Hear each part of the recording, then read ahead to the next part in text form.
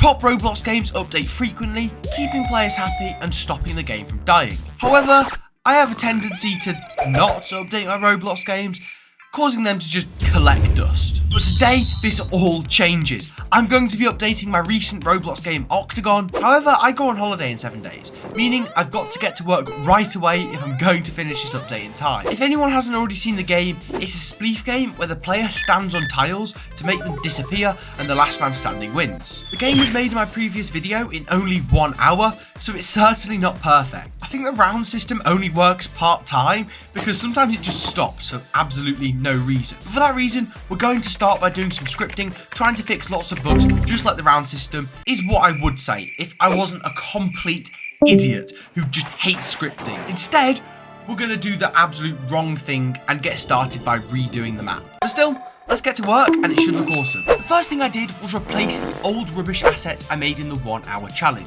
I made a new wall and floor piece along with a pushable cube. These made the lobby already look a ton better and the whole game already feels a lot more high quality. I next wanted to do a bit of planning for the rest of the challenge, as well as making a list of everything I want to achieve between now and the end of the challenge. So what the list has is to finish the new lobby, which I've already made some great progress on doing, designing a working shop, whether that be a shop in the game or just a UI shop, as well as adding plenty of different game modes to keep the game from getting boring, because right now there is literally just a survival game mode. As well as that, we may also make a working round system.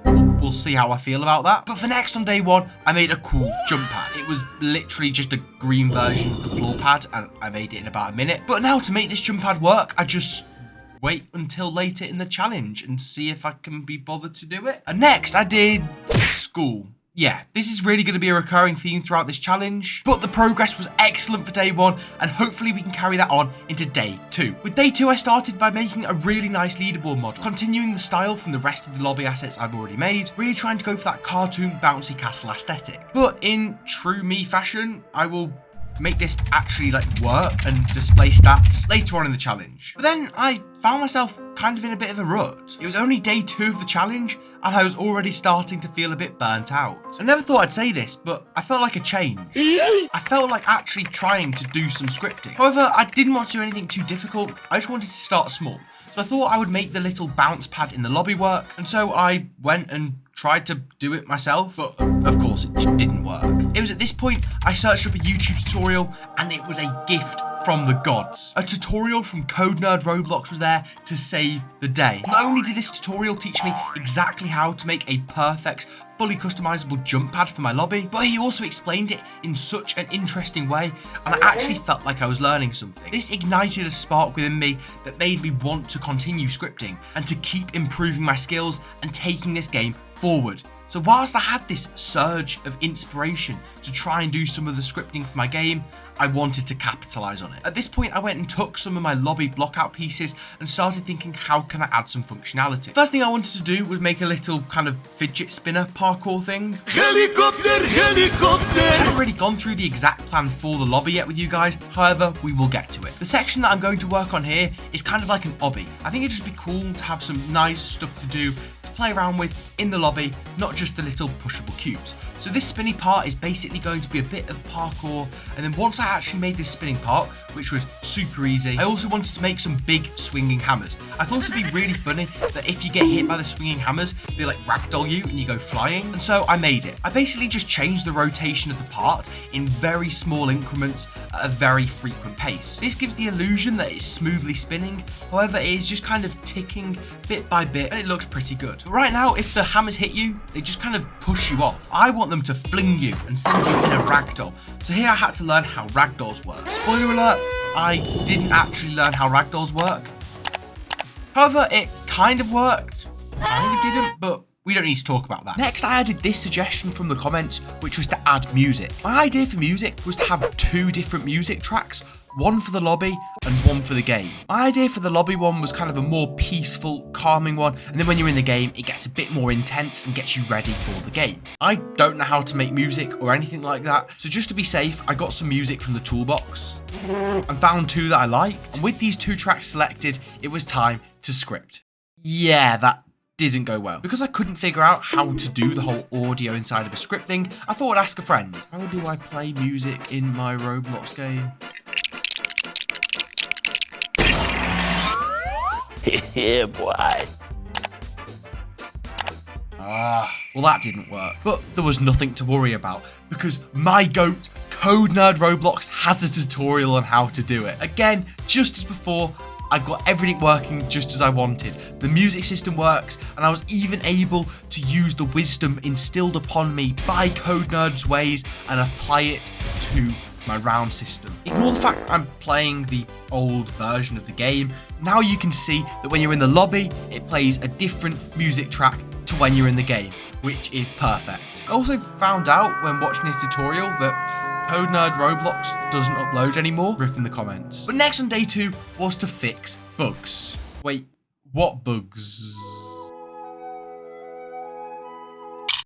To start day 3, I had something to address. You guys were mad at me in the last video because when making the tile script, I couldn't get collection service working, so I had to put an individual script inside of every single octagon. But remember guys, I did have to make the game in only 1 hour, so please do forgive me. But now that I have the luxury of spending an entire week improving the game, I decided to fix the system and to finally make it work with collection service. Basically what collection service does is it allows you to have tags on a model, then have one script run for all of those tagged parts. So you can see here, all my octagons now have a tag called octagon, and then using my script, I should be able to make it so that any part with this tag octagon will disappear when you touch it. My understanding of how collection service works is rubbish, so I decided to read the Roblox documentation on collection service. This really helped, and with, I would say a bit of time, but realistically a lot of time spent trying to get this to work, I finally had the working system. Now that the collection service part of it works, I could easily do some tweaks to try and make this better. I wanted to add a little dip before the tile breaks. In the original game, you can see the tiles kind of fade out, and this is done by changing the transparency by 0.1 10 times. But after some thinking, I've decided to be a bit more original and add a dip. This isn't because of any other game in particular or anything, but now with this new system in place, it is probably fitting that I make a new octagon. I use Blender to model and then sculpt the new octagon, really trying to make sure it fits the style. It certainly follows the style much better than the old one, and I really like how it looks. Now with the new octagon, I can finish up the tile system. When it used to fade, it was a lot easier to tell when the tile was going to break. To combat this, I'm going to make the tile flash neon just before breaking. This was really easy, as for the texture I had used surface appearance, and this meant all I had to do was make the octagon neon red, which you can't see unless you remove the surface appearance. So I could remove the surface appearance in the script just before deleting the octagon. Now that I've done all this work on the octagons, it is time to put our attention back to the lobby. As you can probably tell, the hammers and spinner in the lobby are still made from parts. I firstly made the hammer by going into Blender, adding a cylinder for the hammer bit, and then adding a stretched cube for the handle. The spinner was even easier, as all I had to do was add a rectangle with a cylinder through the middle. I also forgot to add some water to the pool, so I did this using part 2 terrain. That wraps us up for day 3, and we can now get into day 4. The start of day 4 marks us entering the final half of this challenge. So far, the progress has been brilliant, but I still have plenty of work left on my plate if I'm going to be done by day 7. My focus for day 4 is going to be on adding more game modes. Also fixing the round system, but we'll see if I get round to that. But for right now, we only have a classic game mode, so the game is really stale. The first unique game mode I'm going to add is glass. The tiles break much faster than in classic and make a very annoying noise. This game mode was super easy to make. I just duplicated the function from the classic game mode, I changed the tag, and then made the octagon destroy sooner. The next game mode I wanted to add was a volcano game mode. But for a volcano mode, you need a volcano. Just kidding.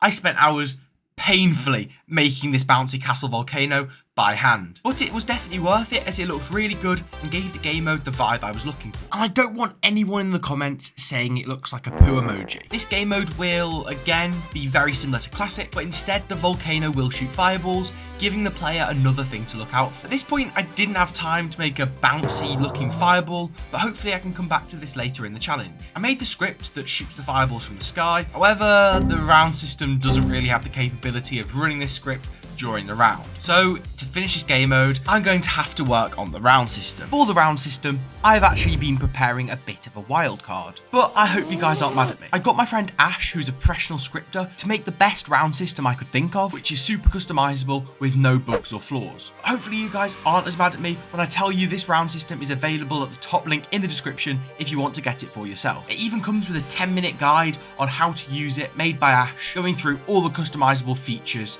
and how to implement implement it to your game. Use code OctagonW20 for 20% off. And after only around 10 minutes, the round system was implemented, and I just had to tweak a few things to make sure all the different game modes work, and now I can finish the volcano mode. Now with the volcano mode complete, there is one more game mode I would like to add. With the new round system implemented, it comes with many super cool, unique features. One being a zone. Totally original, nothing like building game. So the fourth and final mode will be a zone mode. This will be like classic, but with a closing zone, and the tiles will regenerate. All I had to do was enable the zone in the round system settings, then make a new octagon function that makes the tiles respawn in this zone mode. Unfortunately, this was all I had time for day 4, and to start day 5, I made a new octagon. I just felt the other one was a bit too wrinkly, so I decided to go back to basics and make a much more plain one. Yes, time is tight, and this may use up valuable time, but I hope you guys agree, this is a massive upgrade. I also made the diving board in the lobby work, so now you can jump into the pool. I also found a new trick on day 5, which was you can recolor your model a lot easier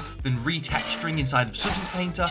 If I delete the color map, Roblox uses the part color, so the normal and roughness maps still have their detail come through, and I applied this to the giant cubes in the lobby. This is going to save me a lot of time having to redo the colors for these textures, and this added a lot of extra color to the lobby. Day 5 was far from ideal, with minimal progress being made. Despite this, the game was looking brilliant, and my vision from day 1 was finally starting to come together. The last thing I did on day 5 was adding invisible barriers to the lobby, because sometimes the ragdoll isn't too great. But before we get into day 6, I need everyone who is enjoying this video right now to click that subscribe button and please drop a like on the video. But to start day 6, I realized I had a mountain to climb. There was still so much work needing to be done to get this game complete, and I only have 48 hours left. One thing I still haven't added that I really wanted to at the beginning was a shop. So next on day 6, I actually added one more game mode. I didn't make a shop. This game mode was actually a really cool, unique game mode I came up with at the end of day 5. This game mode is a team game mode. You spawn in on either the red team or the blue team, and it's whoever can claim the most octagons in 1 minute. And the winner is whichever team has the most octagons after 1 minute. But now it really was time to do some UI, so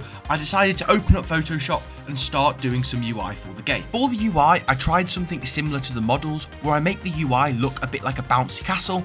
However, it looked really bad, so I rage quit and didn't do any UI for the rest of day 6.